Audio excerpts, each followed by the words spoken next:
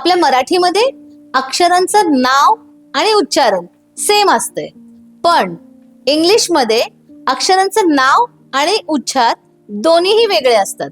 जसे की आता हे ए आहे, ए ॲ ॲ ॲ ॲपल, ए ॲ ॲ ॲ ॲपल.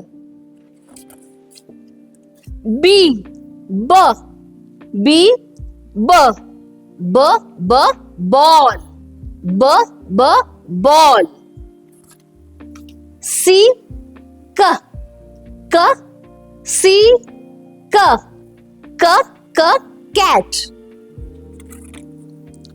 डी ड डी ड ड ड डॉग, ड ड डॉग.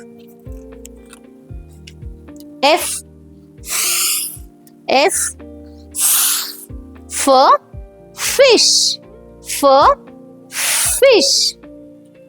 याच प्रकारे फोनिक्स मध्ये प्रत्येक लेटर अक्षरांचं नाव वेगळं आणि आवाज साऊंड उच्चारण वेगळं असते.